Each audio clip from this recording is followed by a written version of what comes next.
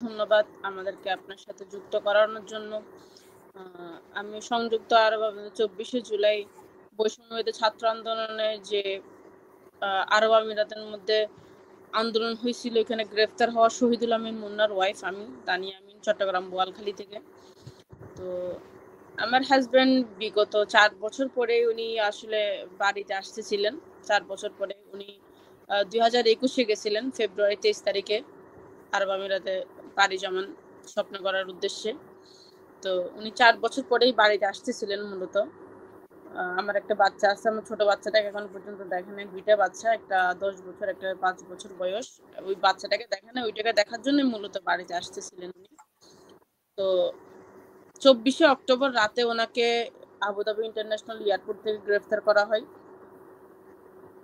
গ্রেফতার করা হয় যে উনি যে আন্দোলনে ছিলেন সেটা আমরা জানতাম না, বা ওনার যে আইডি দিয়ে চেক করা হয়েছিল, ওনার আইডি ক্লারিফিকেশন একদম ক্লিয়ার ছিল, কোনো কিছু ছিল না, কোনো সমস্যা ছিল না, যার কারণে উনি মনে করছে কোনো ঝামেলা নেই, বাড়িতে চলে আসতে পারবেন।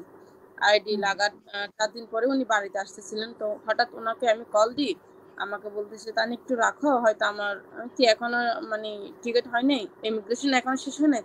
বলতেছে হয়তো আমার ইমিগ্রেশনে একটু সমস্যা হচ্ছে, আমাকে ইমিগ্রেশনের রুমে বসায় করে রাখছে, একটু ওয়েট করো যে আমি কল দিব। এরকম করে আমাকে, এরপরে আমি তার 10 মিনিট পরে আমি একটা ভিডিও কল দিই 5 সেকেন্ডের ভিডিও কলের মধ্যে উনি দেখছে একটা মানে রুমে বন্ধ বসা অবস্থায়।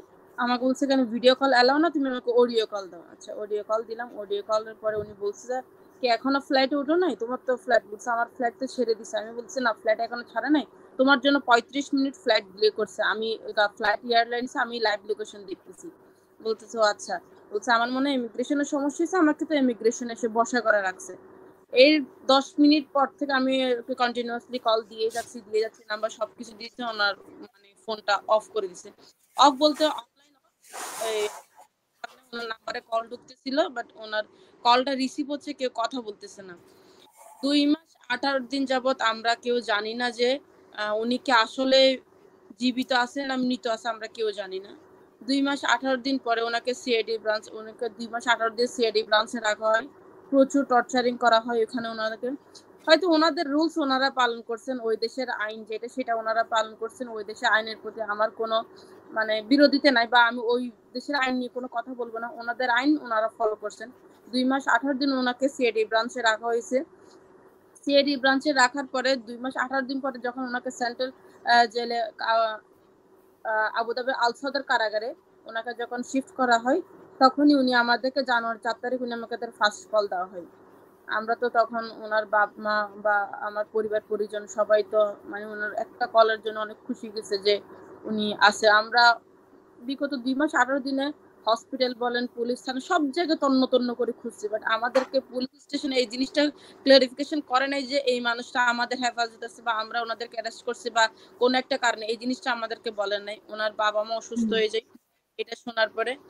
তো তো তখন ওইখান উনি থেকে কারো কাছেও শুনতে পারেন নাই যে ওনার কি হয়েছে, মানে কোথায় আছে? না, তখন আমরা কেউ জানি না। তখন আমরা কেউ জানি না উনি কোথায় আছে, কোন জায়গায় আছে, ওনারাও জানে না। ওনাদেরকে চোখ বন্ধ একটা কালো কাপড় দিয়ে চোখ বাঁধা ছিল, হাত পা বাঁধা ছিল। ওইখানে নাকি সিসিটিভি কথা বলা যেত না। অনেক আমার বন্ধু ভাই যারা আসছেন তারা জানেন ওইখানের অবস্থা কিরকম। অনেক কড়াকড়ি ছিল এখানে সিআইডি ব্রাঞ্চে যখন আন্ডারগ্রাউন্ডে রাখা হয়েছিল ওনাদেরকে। ওনারা কোন জায়গায় আছে ওনার লোকেশন পর্যন্ত জানেন না ওনারা। 2 মাস 18 দিন পরে যখন ওনাকে সেন্ট্রাল জেলে যখন শিফট করা হয়, তখন উনি আমাদেরকে জানুয়ারি 4 তারিখ ফার্স্ট কল দিছিলেন। তখন উনি বলছিলাম যে তুমি কোথায়? আমাকে বলছে যে আমি আবুধাবি আল সদর কারাগারে জেলে। কেন? বলছে আমি মানে উনি আমাদেরকে তখন বলে নাই যে কি কারণে, আমরা হয়তো টেনশন করবো দেখে বলে নাই। বলছে আমি জেলে বা আন্দোলনের কারণে, জাস্ট এতটুকু বলছে। এই এরপর থেকে আমরা না কন্টিনিউয়াসলি প্রত্যেকের সাথে যোগাযোগ করছি, অনেক জায়গায় গেলাম। লাস্ট একজন আসছেন রায়হান মিয়া নামে একজন, লাস্ট উনি আসার পরে আমাদের একটা গ্রুপ কল রেডি করা হয়, যা বাকি উনি আসার সময় 19 জন ছিলেন, উনি 20 জন ছিলেন, 20 জনের একটা প্যান্টে করে উনি নাম্বারগুলো লিখে আনেন। লিখে আনার পরে উনি একটা গ্রুপ রেডি করেন। গ্রুপ রেডি করার পরে আমাদের সব পরিবারের সাথে যোগাযোগ হয়, কারা কারা কোন জায়গায় বন্দী আছেন সেটা আমরা জানতে পারি, যে শুধু আমার হাজবেন্ড একজন না, বিভিন্ন জায়গায় বিভিন্ন দেশে অনেকগুলো মানুষই আছেন। তো ওইটা করার পর থেকে আমাদের জেলবন্দি যারা জেল ফেরত ভাই যারা আসছে তাদের সহযোগিতায় বা ওনারা সহ আমাদেরকে সাহায্য সহযোগিতা করছেন। ওনাদের সাথে আমরা বিগত দিনে প্রচুর জায়গায় গেছি। আপনার প্রবাসী কল্যাণ মন্ত্রণালয়ে বলেন, পররাষ্ট্র মন্ত্রণালয় বলেন, মুক্তিযোদ্ধা উপদেষ্টা মন্ত্রণালয় বলেন, এনসিপির কাছে বলেন, প্রত্যেকটা রাজনীতিবিদদের কাছে গেছি আমরা। যারা আমরা ৩ বার আন্দোলন করছি। হোটেল ইন্টারকন্টিনেন্টালের সামনে আমরা আন্দোলন করছি। কিন্তু আমাদের মানে আন্দোলনের সফলতা আসে নাই। করছি ঠিক আছে, বাট আমাদের আন্দোলনের সফলতা আসে নাই। প্রেস ক্লাবের সামনে করার পরে আমাদের কোনো সফলতা আসে না। আমরা সব জায়গা থেকে অবজ্ঞা পাইছি। পরিশেষে আমাদের যখন ২২শে জুন যখন আমরা হোটেল ইন্টারকন্টিনেন্টালের সামনে আমরা আন্দোলন করি, তখনই আমরা ওই দিনই বিকাল ৮:৩০ সন্ধ্যা ৮:৩০টার দিকে আমরা আসিফ নজরুল স্যারের সাথে, আইন উপদেষ্টা আসিফ নজরুল স্যারের সাথে আমরা একটা কনফারেন্সে বসি, ওনার সাথে একটা মিটিং করি। তখন তো ওনাকে বলছি, উনি তখনই বিশ্বাস যাচ্ছেন না যে এই মানুষটা এই আন্দোলনে। আমরা ওনাকে বুঝাইছি। উনি আমাকে বলতেছে যে আপনারা কি জানেন এটা এই মামলার আসামি? জেল ফেরত যিনি আসছেন রায়হান মিয়া, উনি বলতেছে হ্যাঁ স্যার, ওনারা একই মামলার আসামি। আমার সাথে একই সাথে জানুয়ারি 14 তারিখ একই সাথে আমাদেরকে 13 জনকে কোর্টে তোলা হয়েছে, রায়ে একই সাথে দেওয়া হয়েছে। তো উনি ওই মামলার আসামি, সেটা আমরা জানি। তো উনি বলতেছে দেখেন আমাদের তো কোনো কিছু করার নাই, ওইটা ওনাদের আইন, ওনারা ফলো করতেছে, এখানে আমাদের কোনো কিছু করার নেই। ওনাদের এখানে আন্দোলন করতে কে বলছে? আমরা বলছিলাম? আমরা তো বলি নাই। আন্দোলন করতে স্বাধীনতা চাইছেন। আসিফ নজরুল স্যার বলে? হ্যাঁ, স্যার আমাকে বলে যে স্বাধীনতা চাইছেন, স্বাধীনতা পাইছেন। এখানে আমি আর কি করতে পারি? আমার তো আর কোনো কিছু করার নাই। স্যার আপনি একজন আইন উপদেষ্টা হয়ে যদি কথাটা বলেন, তাহলে আমরা কেমনে? আমি ওনার মানে ১০-১৫ মিনিট আমি ওনার পায়ে ধরে বসেছিলাম। স্যার আপনি যদি চান আপনি কোনো একটা কিছু করতে পারবেন। আপনাদের হাতে ক্ষমতা আছে করার মতো। আমার ভাইয়েরা যারা আছে ওনারা আমাকে তুলে নিছে। স্যার আপনি যদি চান আপনি কিছু একটা করতে পারবেন। আপনি কিছু একটা করেন। ওনাদের মানুষগুলোর অবস্থা ভালো না। সেম টাইম আমরা ২০শে সেপ্টেম্বর আমরা যখন প্রবাসী পররাষ্ট্র উপদেষ্টার কাছে গেছিলাম পররাষ্ট্র মন্ত্রণালয়ে, তখন আমাদেরকে ৫.৫ ঘন্টা বসায় রাখছিলেন। স্যারের পিএ স্যারকে বলছে যে বন্দি পরিবারগুলা বা জেল ফেরত যারা আসছে তারা আপনার সাথে একটু দেখা করতে চাই। উনি আমাকে ১টা থেকে ৫:৩০ পর্যন্ত বসায় রাখছিলেন। বসায় রাখার পরে উনি আমাদের সাথে দেখা করেনি। উনি নিচে একটা প্রেস কনফারেন্স ছিল, ওইটা শেষ করে উনি চলে যাচ্ছে। আমি ওনাকে পেছন থেকে ২ বার ডাক দিছি, স্যার একটু কথা শুনবেন? উনি শোনেন। লাস্ট বার আমি জোরে চিল্লাইছি যে স্যার আপনি কি আমাদের কথাটা কি শুনবেন? ওইটা বলার পর উনি পেছনে এসে বলছে হ্যাঁ মা বলো, কি বলতেছিলা বলো একটু।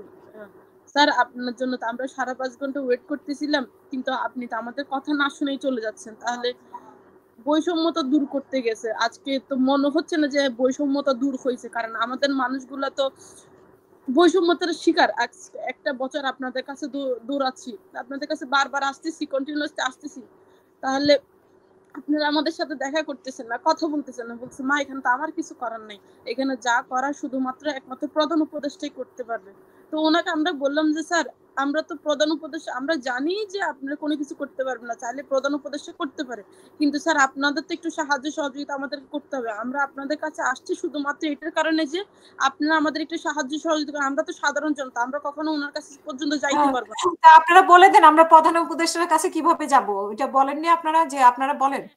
আমরা ওনাকে বলছি স্যার আমরা সাধারণ জনতা, আমরা কখনো ওনার কাছ পর্যন্ত যাইতে পারবো না। আপনারা যদি আমাদেরকে সাহায্য সহযোগিতা করেন, আপনারা যদি কোনো একটা মাধ্যম দেখাতেন, তাহলে আমরা প্রধান উপদেষ্টার কাছে যাইতে পারি।